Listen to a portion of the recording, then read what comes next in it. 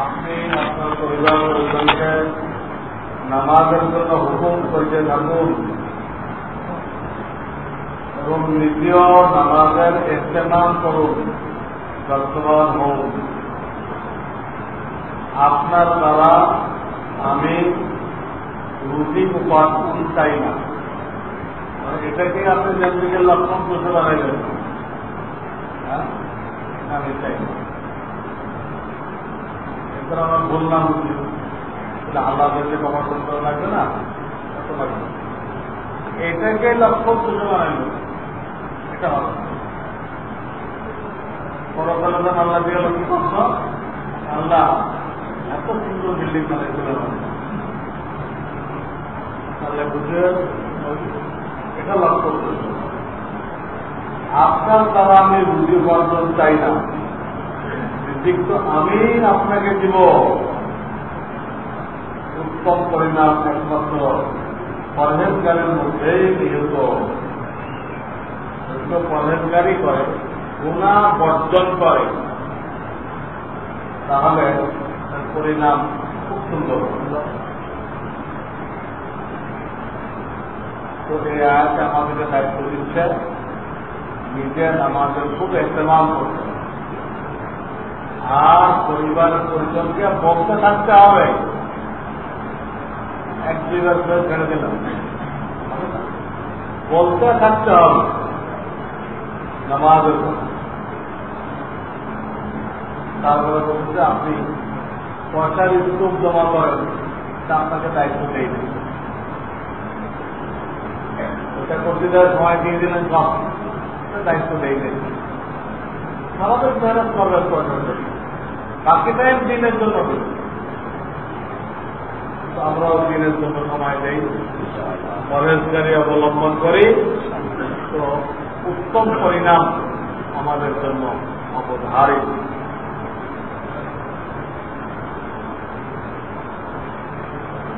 একটা জিনিস দেখা যাচ্ছে টেলিভিশনে কিছু ওলামায় তারা কাজে তো ভালো পাওয়া যাওয়া দিয়ে দিয়ে সব বিগড়াই দেবে, কাজা নামাজ পড়া লাগবে না, এই কত কাজা নামাজ পড়া নাকি না যায়, প্রত্যেকটা হাদিসের তারা কাজা নামাজের দরকার। আর এক কত দিচ্ছে মহিলাদের বোরকার চেহারা ঢাকা লাগবে না, বোরকার পঞ্চাশ করবে, যার সৌন্দর্যের সমষ্টি এইটা সবাইকে দেখানো গেল, সবাইকে বিতরণ করা গেল, সব মানুষকে চোখের জেনা করার সুযোগ দেওয়া গেল, বাকিটা ডেকে ফায়দা নেই। এই ধরনের গলত কত হতে পারে টেলিভিশনের মধ্যে। তারপরে ইসলামী ব্যাংক যে লাভ দেয় সম্পূর্ণ হালাল, কিসের হালাল? সুদ দিচ্ছে। তারা যেহেতু ওইটাতে বেতন খায়, তারা তো হালাল বলবেই, কিন্তু কোন মুক্তি কি হালাল বলে? এই জন্য টেলিভিশন থেকে দিন পাইতে চেষ্টা করবেন না, এখান থেকে বদিন পর বদিন এইগুলো শিখে শিখে আমাদের মহিলারা আমাদের কর্ম লাগে। আপনি চেহারা লাগতে বললে আর তুমি কি জানো বক্তব্য বলে তুমি আমাদেরকে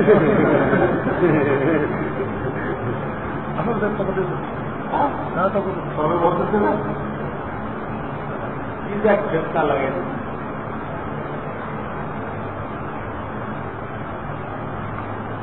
গায়ের মাহরুম, মাহরুম না মাহরম, অর্থাৎ যাদের বিবাহ করা হারাম নয় তাদের বলে গায়ের মাহরাম, তাদেরকে সালাম দেওয়া বা তাদের সালাম গ্রহণ করা যাবে কিনা, যেহেতু এর দ্বারা ফিতনার রাস্তা খোলে,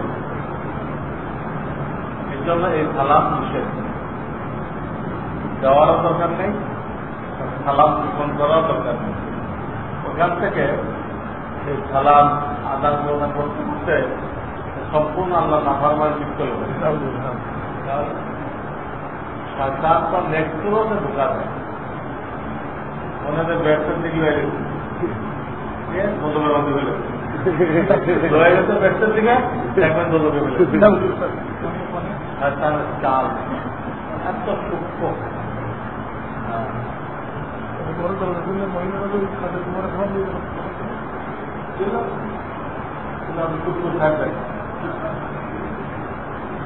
বনি ইসরায়েল এক বুজুর্গকে আজীব ভাব ধ্বংস করেছে শয়তান। শয়তান করতে গিয়ে প্রথমে এক বহুত বড় আমিরের মেয়ের উপর যে দিন খাওয়া হয়েছে আজ কোথায় দিতে পারবে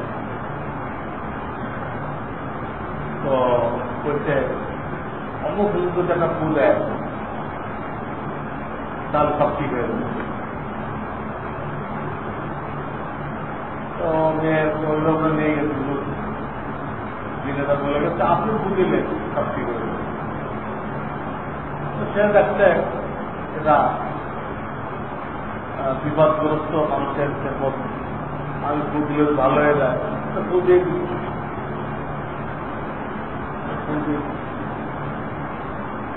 এই ফুলতে খালি পরিচয় হয়েছে মহিলার সাথে কি হল কতদিন আবার লাগছে দিন। এবার বলে গেছে যে একবার ফুল দিলে হবে না, ওনার হাতকায় থাকতে হবে, ডেলি উনি সকাল সকাল দুইবার ফুল দিবে, এক সপ্তাহ যাবে, তাহলে এটা ঠিক হবে। আবার বিপদ ফুলানো যায়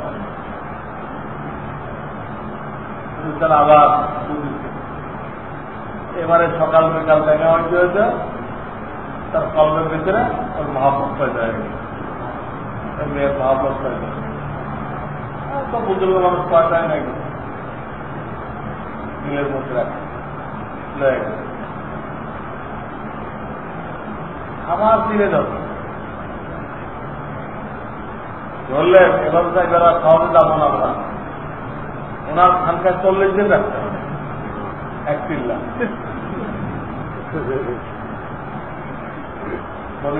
বুজুর্গ।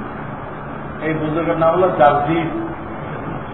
জারজিদ হাদিসে ঘটনা। আবার নিয়ে গেল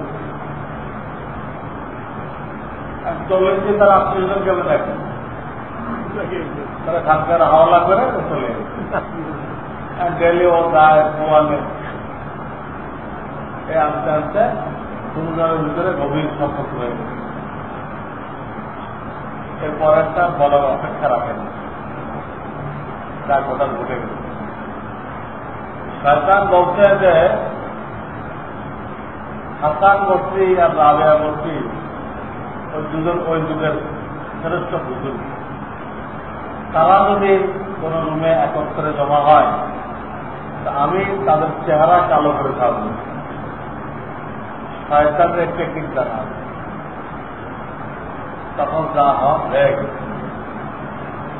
এমনকি ওই মেয়েটার পেটে বাচ্চা আছে কি বলবে আমি যান বাঁচানোর উপায়, তখন সে যান বাঁচানোর জন্য মেয়েটাকে মেরে দেবে, মেরে কোথাও দাপন করবে। গার্জিয়ানরা আসছে 40 দিনের মাথায়, আমি হলে 15 দিনের ওষুধ ছিল, আমি কয়েকদিন ধরে দেখতেছি না, কোন দিকে চলে গেল, ঠিক হয়ে গেছে আর দেখতেছি না।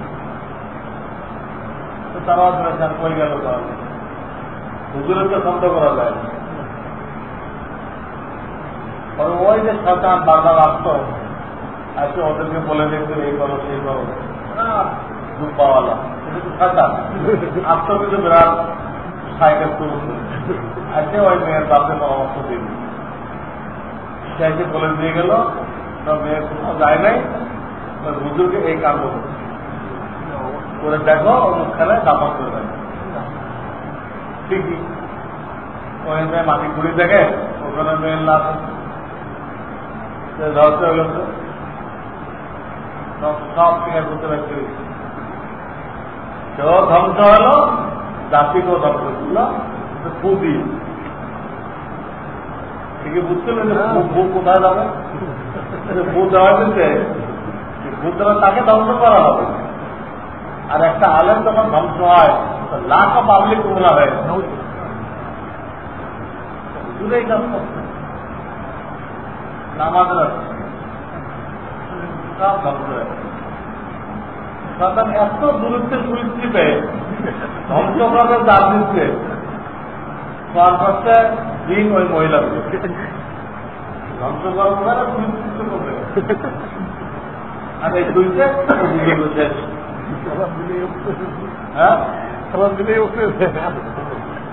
সালাম দিতে মারা করলাম শয়তান আর সুইচ এই সুইচ থেকে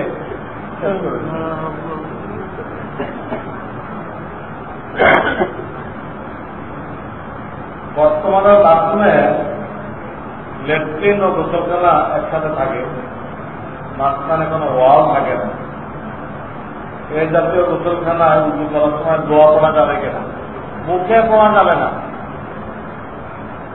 কলকে পড়া যাবে, কল।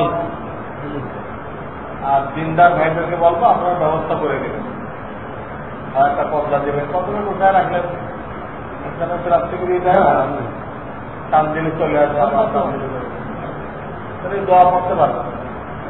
আর যাদেরকে আল্লাহ তাআলা বিল্ডিং করার তৌফিক দান করে তারা এই ল্যাট্রিন আর গোসলখানা একসাথে করবে, দুটা দুই দরজা, দুটা দুই দরজা মুশকিল।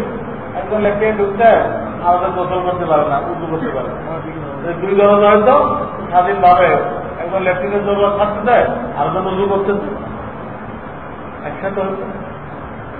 ইংরেজদের তার মশলার বালাই নেই, ওদের তার মানে তার উদ্ধার করলো শেষ।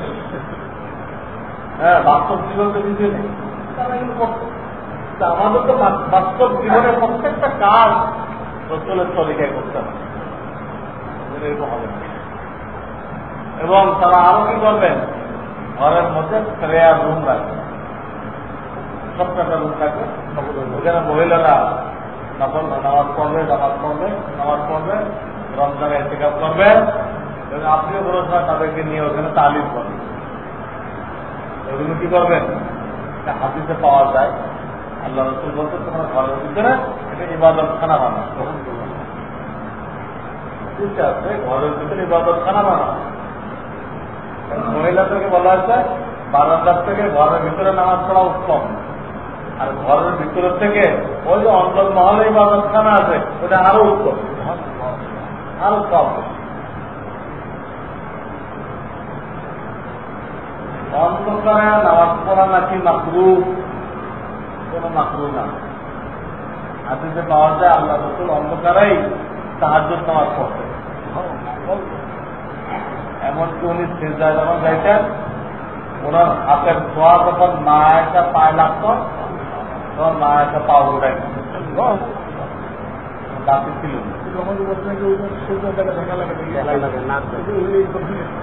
দৃশ্য ওখানে রাখতে হবে, দেখা গেলে দেখবেন, না দেখা গেলে না দেখবেন, দৃশ্য অধিক থাকবে।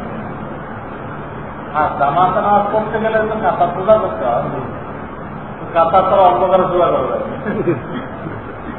ওখানে লাইট লাগে, কাঁথা সোজা করার সময় তারপর লাগে। একা পড়তে হলে লাইট কোনো দরকার নেই। ঘরে প্রবেশের সময় এবং অবস্থানের সময় সুন্নাত প্রবেশের সময় ডাইন পাও দিয়ে প্রবেশ করবে, ডাইন পাও দিয়ে দোয়া পড়ে ঢুকবেন। ঘরে ঢুকার দোয়া আমার লেখা যে মাসুম রূপ আমাদের মসজিদ সাহেবের কাছে থাকে, একটু আনা এখানে দোয়া আছে, ঢুকারও দোয়া আছে, বেরোনোর দোয়া আছে। এই দোয়া পড়ে ঢুকবেন, ঢুকে ঘরে যারা আছে সেখানে সালাম করবেন, সালাম যখন থাকবেন, হয় ইবাদত বন্দী করবেন, খানা খাবেন, বিবি বাচ্চাদেরকে তালিম করবেন, হ্যাঁ, তাদেরকে সঙ্গ দিবেন, তাদেরকে সুন্দর সুন্দর নসিহতমূলক ঘটনা শোনাবেন, তাদের পান। একটা কি প্রশ্ন করবেন?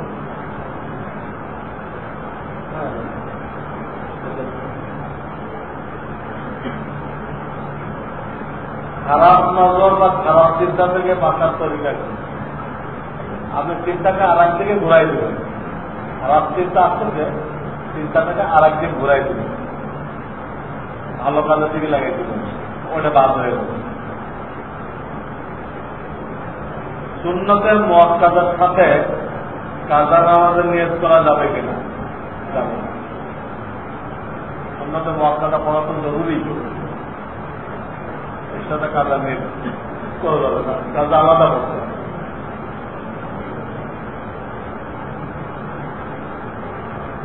কোন বালেগা মেয়ে যদি এমন ছেলেকে বিয়ে করতে চায় যে ছেলে বদ্দিন, নাস্তিক, বাপ মা সেখানে মত দিবে না, বলবে এখানে তোমার বিবাহ জায়েজ হবে। তুমি বসলেও তোমার দিনদার মেয়ের জন্য নাস্তিক ছেলের সঙ্গে বিয়ে হবে না, হারাম।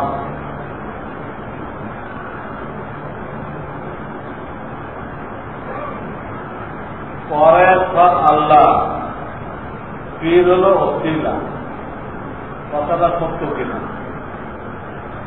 এর দ্বারা কি বোঝানো হয়েছে?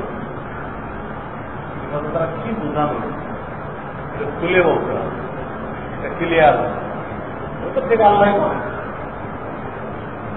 পীর মানুষকে জান্নাতের রাস্তা দেখায়, ওই অনুযায়ী প্রত্যেকে চলতে হয়। পীর চলাই দেবে না আপনাকে, ডাক্তার যেন ওষুধ লিখবে এটা আপনাকে খাওয়াই দেবেন, পীরের এই কাজ। রাস্তা দেখাবে, ব্যস্ত রাস্তা চলতে আপনাকে।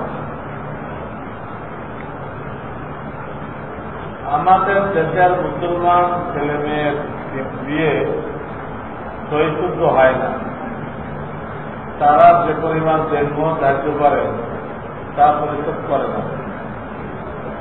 তারা যতদিন ঘর সংসার করে ততদিন জেনা করে। হ্যাঁ, যদি মোহর বান্ধার সময় নিয়ে থাকে দিব না, কিন্তু হাদিস তো আছে জেনা। প্রথম কথাটা কি বলব, মুসলমান ছেলেমেয়েদের বিয়ে সহিশুদ্ধ হয় না। কেন হয় না? কেন হয় না তো বলতে হবে, কত কিছু বলা হয় না। মসজিদ লাইব্রেরিতে ইসলামী বইয়ের পাশাপাশি অন্যান্য প্রয়োজনীয় সামগ্রী রাখা যাবে কিনা? কি সেটা? মসজিদ আর দেখা কেনা করা যায়, রাখবেন যে রেখে পড়ে যাচ্ছে, এখানে পড়ার জন্য বই রাখতে হবে, কোনো মাল সামান রাখবে না। সালাতুত তাসবিহ নামাজের পূর্বে তওবার নামাজ বা নফল নামাজের রওয়ায়াত আছে কিনা? সালাতুত তাসবিহ তো তওবার নামাজ, আলাদা করে তওবার নামাজ পড়া জরুরি না, এটাই তওবার। সুবহানাল্লাহ ওয়া বিহামদিহি সুবহানাল্লাহিল আযীম। আল্লাহুম্মা সাল্লি আলা মুহাম্মাদ وعلى آله وسلم. اللهم أرنا الحق حقا وارزقنا اتباعه وأرنا الباطل باطلا وارزقنا اجتنابه. اللهم إنا نسألك حبك وحب من يحبك وحب عمل يقربنا إلى حبك. سبحان ربك رب العزة عما يصفون وسلام على المرسلين والحمد لله رب العالمين.